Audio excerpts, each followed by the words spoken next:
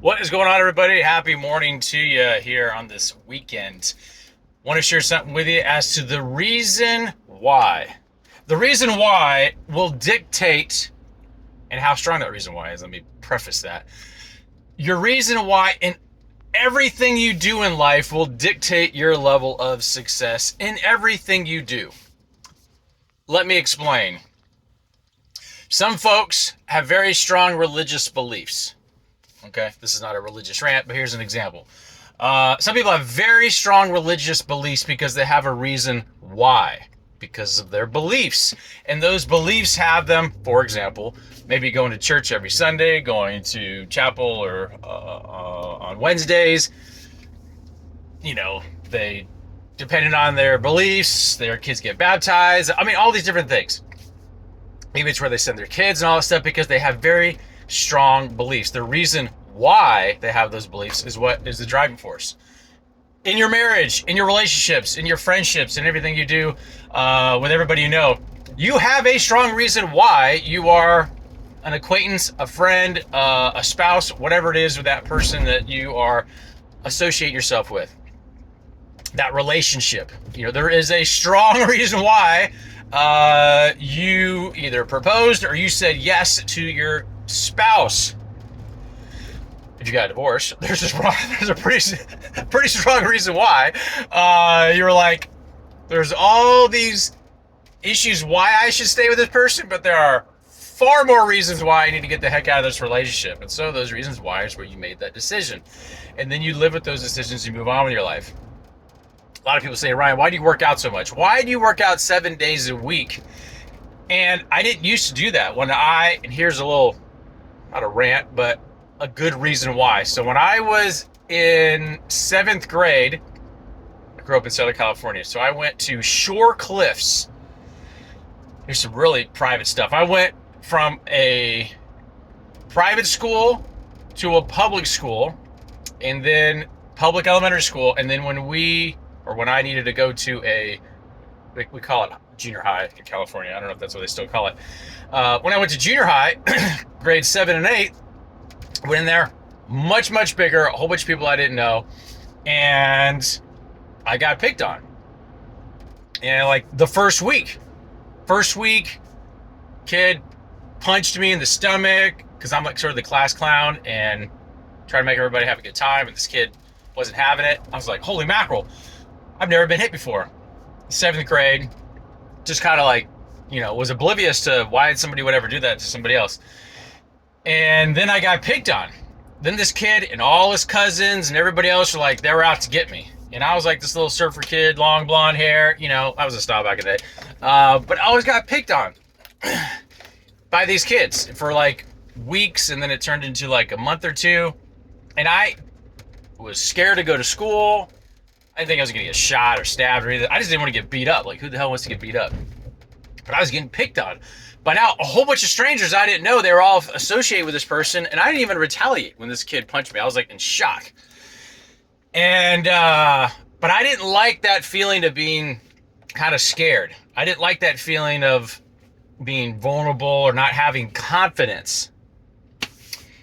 I cared about what people thought about me and all these different things. And I'm like, but I'm just young. I like to say I was young and dumb. And coincidentally, I had a neighbor. Guy was in his mid-20s. I think I was like 14 years old at the time. So he was at least 10 years older than I was. And he was kind of a buff, 20-some-year-old guy. Friend of the family. And then I also noticed at school, the athletes, the 8th graders, because only 7th and 8th, the 8th graders, the ones that were actually athletes, were much bigger, and they didn't get picked on.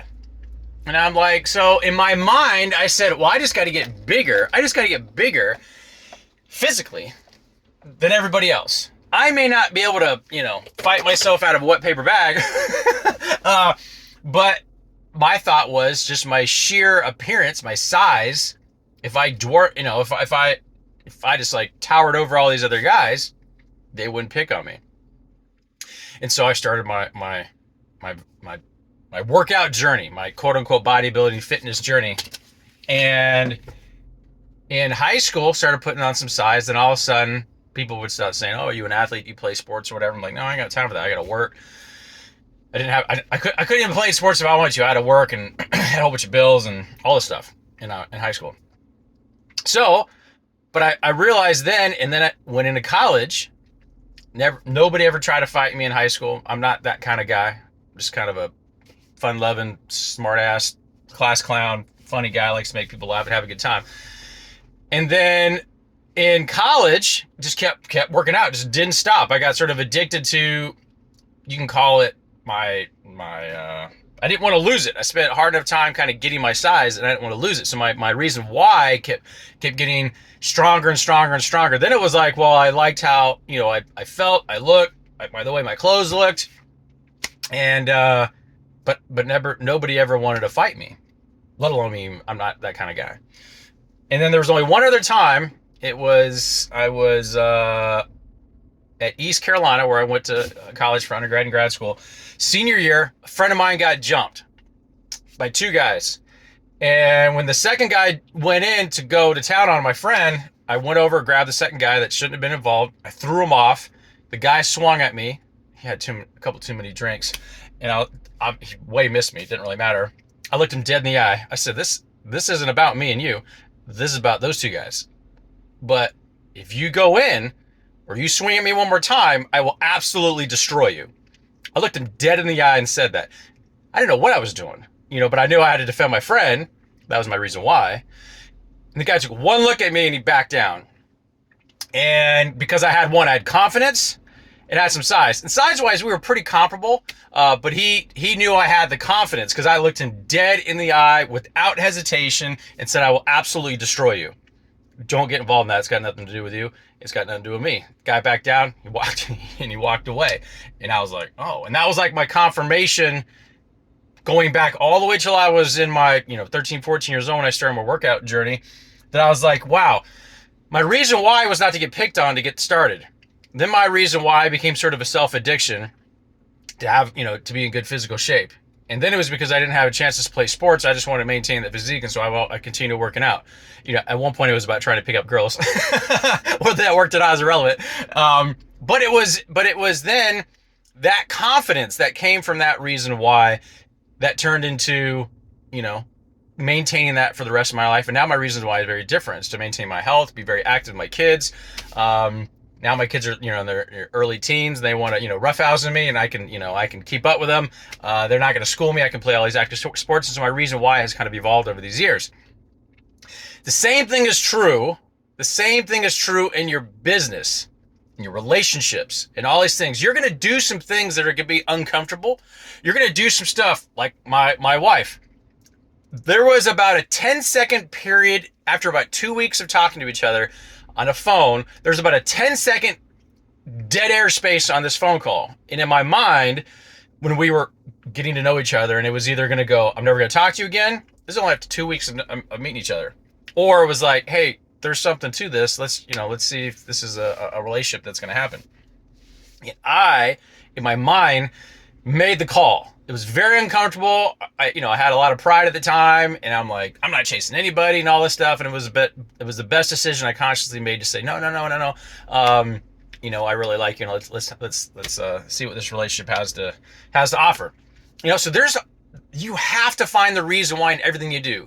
Whether you hit the alarm button and you're like, oh God, I don't want to get up today, or you're thinking, oh man, I can't wait to work with this team member today, or I can't wait to do this or do this or do this or do this. And so in your mind, you're thinking about the reason why you want to do those things instead of the reasons why you shouldn't.